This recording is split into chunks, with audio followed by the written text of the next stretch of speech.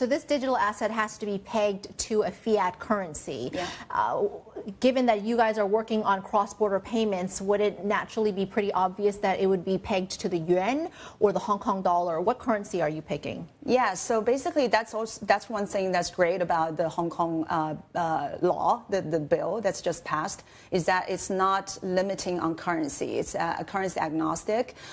So obviously we've said that we will start with the Hong Kong dollar one, Hong Kong dollar pegged stablecoin, but we do, with regulators' blessing, we do look forward to explore other currency pegged stablecoins such as CNH.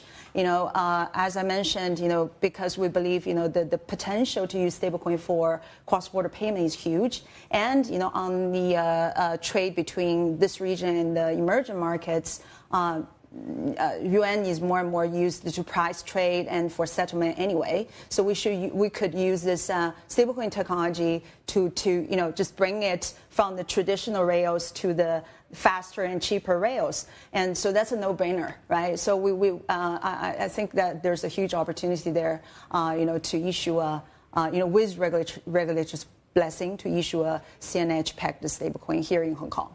There's only a handful of jurisdictions that have regulations on a stablecoin or digital currency. The U.S. market, of course, is now one step closer with their Genius Act. What does this do in terms of the dynamics, in terms of the competition, the excitement for bringing new issuers, new products into the market?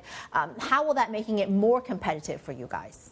Yeah, I think it means competition is heating up.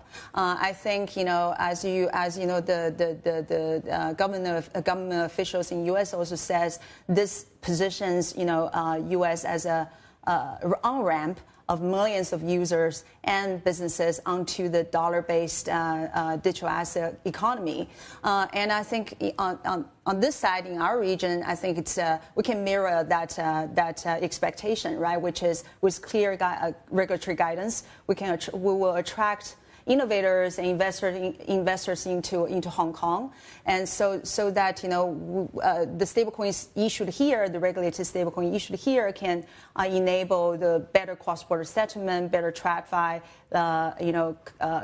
linkage to the DeFi world, and yeah, it just means competition is up. But with regulations becoming more and more localized, like in Hong Kong, only regulated stablecoins can be offered to retail on licensed platforms such as licensed exchanges.